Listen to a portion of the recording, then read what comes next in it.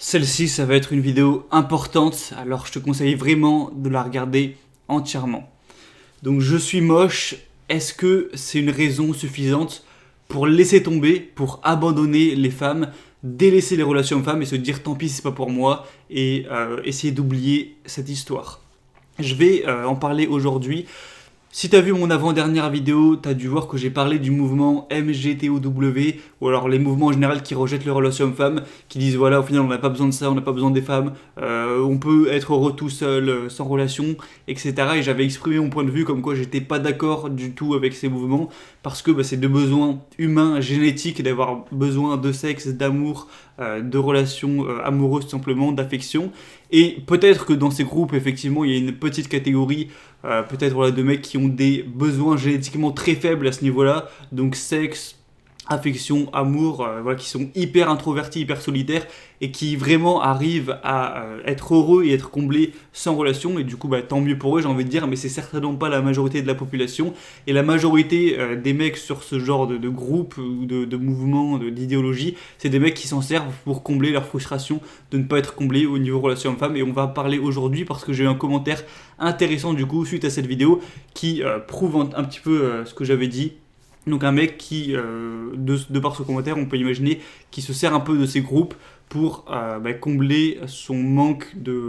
ou pour combler sa sorte de frustration en fait au niveau relation homme-femme. Donc je vais lire directement le commentaire pour bien que tu puisses comprendre. Donc on a Gigi Carambar qui dit « Justement, nous les 80%, on a créé un semblant de groupe anti-couple pour nous conforter dans notre situation et ne pas montrer devant tout le monde notre incapacité totale à pouvoir attirer le sexe opposé. Justement, si on fait partie des 80%, c'est parce qu'on sait que jamais de notre vie, une fille 8, 9 ou 10 sur 10 ne viendra nous draguer. C'est pour ça qu'on est dans cette pensée. Et il est beaucoup mieux d'être dans ce genre de groupe et de voir que nous sommes pas seuls plutôt que de déprimer seul chez soi comme une merde. » Du coup, juste pour dire, quand il dit on est dans les 80%, je suis quasiment sûr qu'il considère en gros les 80% d'hommes les moins attirants. Contrairement aux 20% d'hommes les plus attirants, la loi de Pareto, comme quoi voilà, 20% des hommes séduisent et attirent 80% des femmes. Bref, on va parler de tout ça. Tout d'abord, comme je l'ai dit dans le titre, j'ai marqué voilà, je suis moche, faut-il l'abandonner. Je tiens à dire que au final, moche, c'est très rare en fait d'être moche. Par exemple, le mec a mis le commentaire, je pense pas qu'il soit moche, c'est improbable. La vérité, c'est que les gens vraiment moches, les hommes vraiment moches ou les femmes vraiment moches, ça existe aussi pour les femmes. C'est peut-être 3% de la population qui ont vraiment un visage étonnamment moche. La plupart des gens qui sont dans des groupes qui se plaignent ou qui sont pas comblés, ils sont juste normaux, peut-être un peu en dessous de la moyenne, peut-être un peu au-dessus, même parfois. 4 sur 10, 5 sur 10, 6 sur 10, mais c'est très rare les gens qui sont vraiment hyper moches et du coup qui vont être 2 sur 10 naturellement, tu vois, c'est très rare. Donc peut-être, il y a une probabilité que tu sois dans cette catégorie, mais moi je dis qu'il y a énormément de probabilités, quiconque que tu sois qui me regarde, que tu sois dans la moyenne à peu près, peut-être un peu au-dessus, peut-être un peu en dessous. Donc ça déjà, fallait le clarifier dès le début, parce qu'il y en a, ils disent ouais je suis moche, mais non, au final t'es juste dans la moyenne en fait. Ça peut aussi servir d'excuse en mode ouais puisque je suis moche je m'intéresse pas à ça, alors qu'en fait non, c'est pas le cas.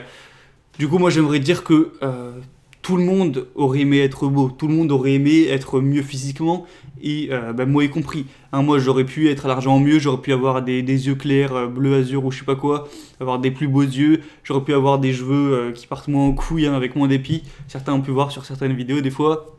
J'aurais pu avoir de la barbe, contrairement au fait d'être un berbe comme je suis, enfin presque un berbe. J'aurais pu avoir un nez plus petit, plus fin, j'aurais pu avoir des dents plus blanches, plus belles, j'aurais pu avoir une mâchoire plus carrée, plus prononcée, une plus belle peau, être plus grand, j'aurais pu avoir un meilleur physique, enfin bref, j'aurais pu tout simplement être plus attirant, que ce soit de visage ou de corps, voilà, j'aurais pu être plus beau.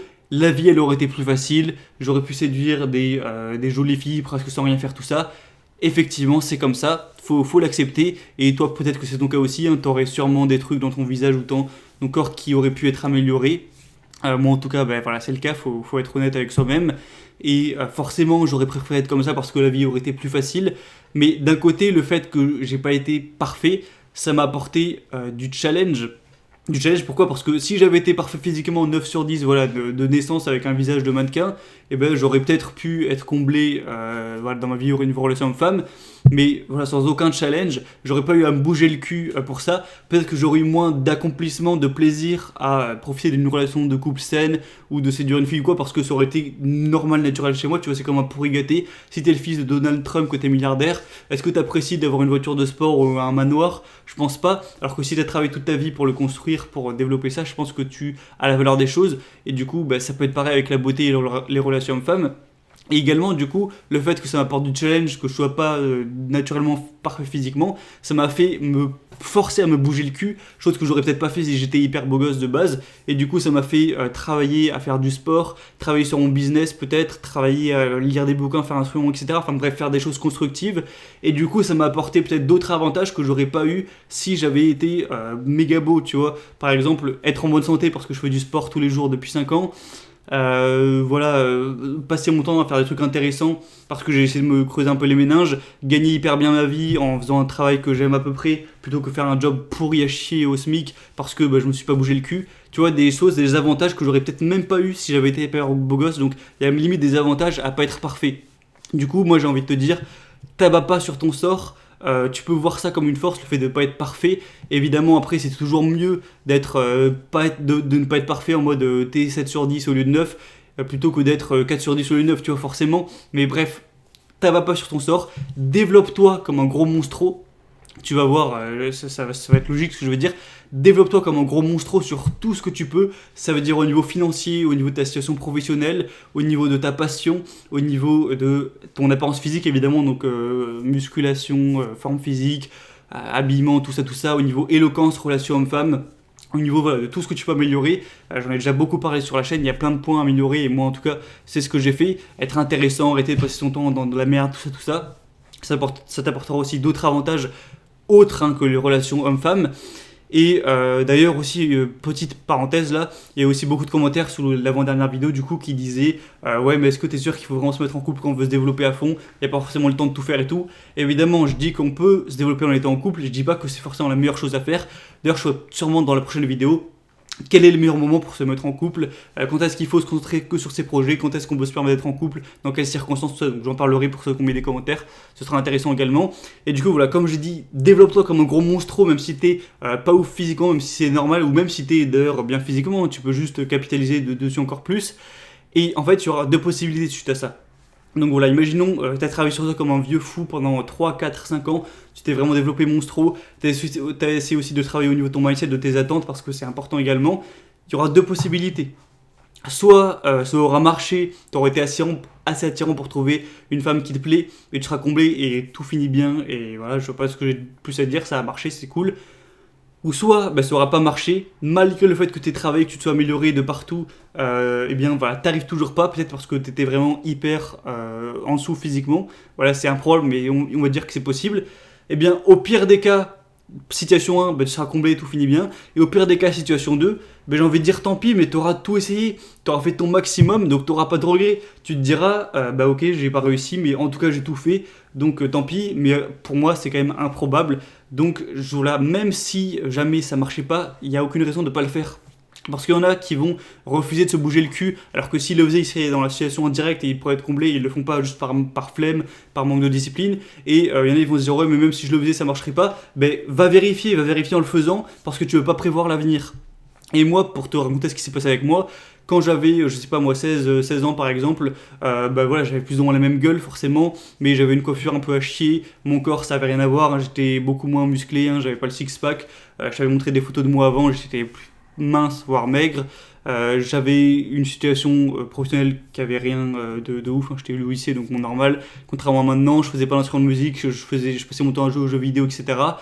Enfin bref, voilà, c'était pas ouf, j'ai travaillé sur moi, je me suis développé, j'ai fait de la musculation, tout ça.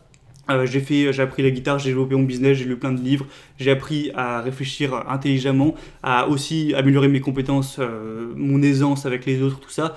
Bref, et aujourd'hui, je suis comblé, voilà, j'ai pris 1, 2 ou 3 points sur 10, j'ai essayé un petit peu peut-être de baisser mes attentes, de pas non plus voir trop grand, on va parler juste après, et voilà, je suis comblé aujourd'hui, ma vie n'est pas parfaite, mais au moins c'est une case de ma vie qui est cochée, et voilà, ça a marché. Alors que si je m'étais branlé le cul, que j'avais dit je suis pas assez attirant, tant pis les femmes, j'abandonne, je sais pas quoi, et ça aurait pas été le cas et je serais peut-être encore sur un de ces groupes MGTO à dire ouais mais les gars y a pas besoin.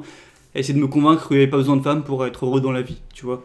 Je dis pas que la femme c'est tout ce qu'il faut avoir dans la vie, mais c'est juste une case parmi tes besoins qu'il faut avoir pour être équilibré, c'est tout.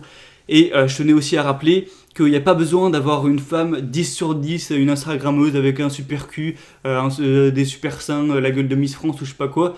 Pas besoin d'avoir une meuf 10 sur 10 en fait. Hein. T'as 99% des couples, le mec est pas avec une 10 sur 10 et pourtant t'as plein de couples où ça se passe très bien, même si la meuf est lambda physiquement. À partir du moment où elle te plaît à toi physiquement et que aussi, parce qu'il faut aussi le rappeler, elle te plaît mentalement, parce que si t'es avec un canon de beauté mais qu'elle te ment, voilà, que ça se passe bien, que ça se passe pas bien, que vous avez aucun point commun, que c'est de la merde, que vous vous ennuyez, elle a beau être canon physiquement, c'est de la merde sur le couple. Donc voilà, le mental c'est également important. Il y a aussi quand même une affaire de goût également, et puis quand tu développes des sentiments pour quelqu'un, même si la personne de base a des défauts, souvent ça te fait oublier ses défauts tout simplement. Donc voilà, moi c'était un petit message d'espoir que j'avais envie de dire, mais je fais pas ces vidéos juste pour faire espérer et juste pour le plaisir de le faire. C'est vraiment ce que je pense sincèrement, je pense sincèrement que ça marche tout ça, et c'est tout le but de mon contenu en fait, c'est de dire aux gens voilà, qui sont normales, qui sont comme moi, on va dire dans la moyenne, ou peut-être que j'étais un tout petit peu au-dessus, que c'est possible en te bougeant le cul, déjà d'améliorer d'autres aspects de ta vie, mais d'améliorer ton attirance et du coup d'être comblé à ce niveau-là, et que c'est le bon choix à faire plutôt que de faire le choix de se délaisser, de rien branler, de se laisser avoir un gros beat, du coup être encore plus moche, être encore plus inintéressant, et après dire oh, vous voyez, je plais pas aux femmes, mais forcément aussi il faut remettre en cause ses choix. Du coup voilà, c'était tout pour cette vidéo. Donc pour répondre au titre directement, je suis moche, faut-il laisser tomber avec les femmes? Non. T'es moche, travaille sur toi au maximum, fais tout ton possible, soit ça aura marché, tant mieux, soit ça aura pas marché, tant pis, t'auras aucun regret, et voilà, affaire terminée, affaire conclue.